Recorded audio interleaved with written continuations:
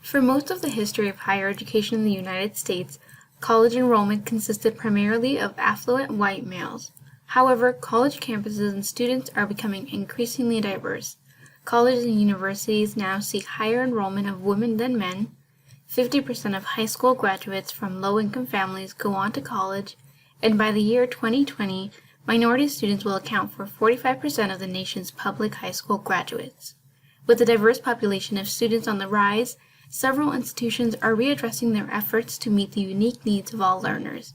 To truly embrace diversity and inclusivity, it is vital for college instructors and institutional leaders to focus on assisting underrepresented and at-risk minority student populations such as individuals with learning disabilities.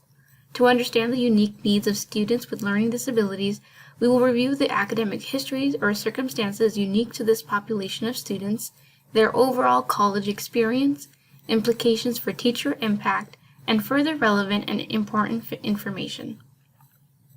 A learning disability is a neurological disorder that affects a person's ability to receive, store, process, retrieve, or communicate information.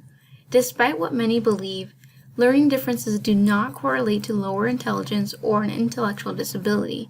Students with learning disabilities have normal to above normal intelligence.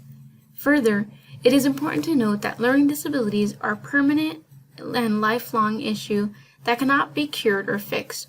Rather, with the right support and intervention, individuals learn how to use the necessary tools to succeed.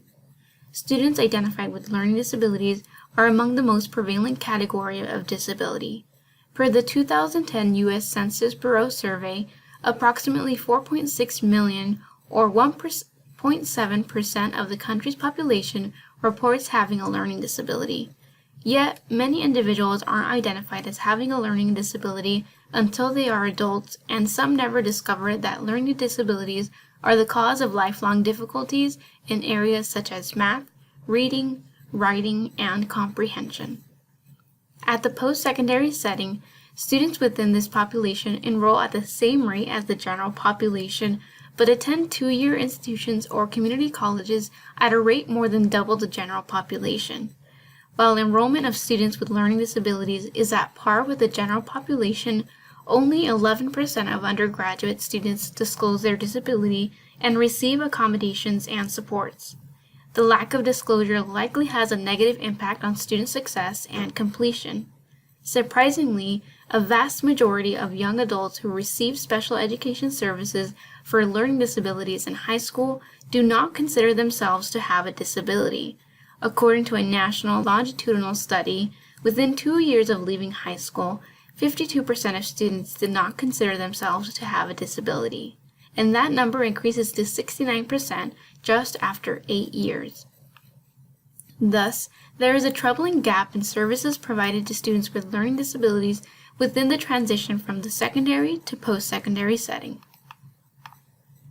In addition to the lack of disclosure, individuals with learning disabilities encounter different experiences as college students compared to their counterparts.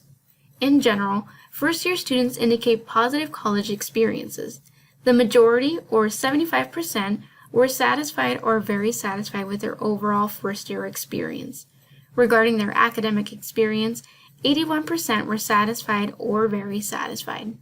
In comparison, students labeled with learning disabilities often indicate that they are often misunderstood by instructors, spend more time on assignments but do not produce a commensurate product, and fear being stigmatized or viewed as lazy or stupid.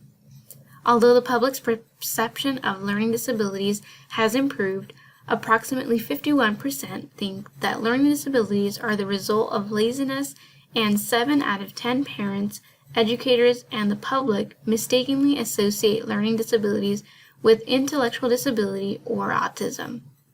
With a lack of understanding of what learning disabilities are and how they impact individuals, many individuals, including faculty members, hold misconceptions about the intelligence, integrity, and work ethic of students.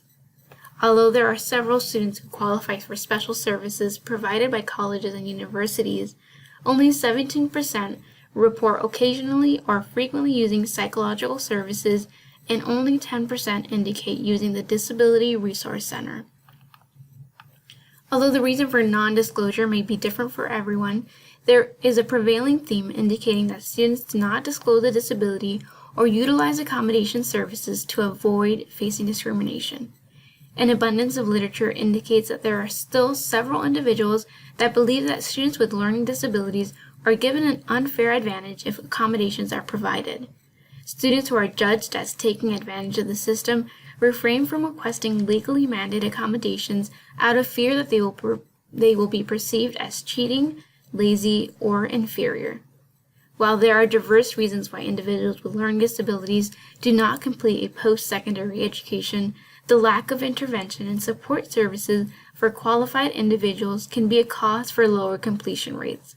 Compared to 54% of students in the general student population, just 34% of students with learning disabilities complete a 4-year degree within 8 years of graduating high school.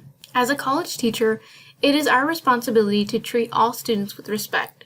As Clement and Walt Lee state, inside or outside of the classroom, our interpersonal communication should be built on respectful exchanges. Beyond being accessible to learners and behaving in a professional manner, it is the responsibility of the instructor to create a welcoming and inclusive classroom environment for all learners. It is difficult to accurately track the number of students with disabilities enrolled in higher education. Unlike elementary and secondary schools, post-secondary institutions are not responsible for identifying and evaluating students that may be eligible for services. Rather, students are responsible for self-identifying a disability and requesting accommodations. With fear of stigma and triggering discrimination, some individuals are reluctant to ask for accommodations, which makes it difficult for institutional leaders and instructors to meet the needs of this unique population. Thus, there is a high probability that instructors will work with students who have a documented disability but is not receiving adequate services. As a college instructor, I will proactively develop an inclusive classroom guided by the Universal Design for Learning framework. UDL is a research-based framework that not only benefits students with disabilities, but all learners. The UDL guidelines focus on a design that is attentive to learner variability at the outset and provides multiple means of engagement, representation, action, and expression. To do so, the UDL guidelines assist individuals in developing and using curricula, materials, learning activities, and assessments that minimize inherent barriers and aims to increase opportunities for students to learn. However, even with the implementation of UDL guidelines, it is important that I remain flexible and receptive to feedback to improve my teaching practices. Although this presentation has focused on the unique challenges faced by individuals with learning disabilities, it is important for college teachers to understand that millions of Americans live with physical and mental challenges that adversely impact their daily activities but do not always actively show visible characteristics. Often referred as invisible disabilities, students living with disabilities that are not easily noticed are more receptive to stigma and misunderstanding from others, especially college instructors. Many of these individuals have legal documentation verifying their conditions that can include Asperger's syndrome, attention deficit hyperactivity disorders, psychiatric conditions, learning disabilities, seizure disorders, or chronic illnesses such as Crohn's disease and lupus. Unfortunately, in some instances, students with invisible disabilities are perceived as lacking intelligence, and in others, students are accused of faking their disability or receiving an unfair advantage. However, it is important to note that several colleges and universities have trained professionals who work with students to verify eligibility for services and determine appropriate accommodations for the student considering the limitations present and the nature of the course. Further, all students, including students with disabilities, must meet the essential requirements of the course. If an accommodation substantially alters the essential requirements of a course or possesses a direct threat to the health or safety of others, then the instructor can communicate the concerns with the staff in the Disability Resource Office to determine an appropriate alternative. Ultimately, good teaching practices can minimize the need for accommodations. By implementing principles of universal design that focus on learner variability at the outset, instructors can create inclusive learning environments that effectively focus on teaching a diverse population with a wide range of abilities and learning styles.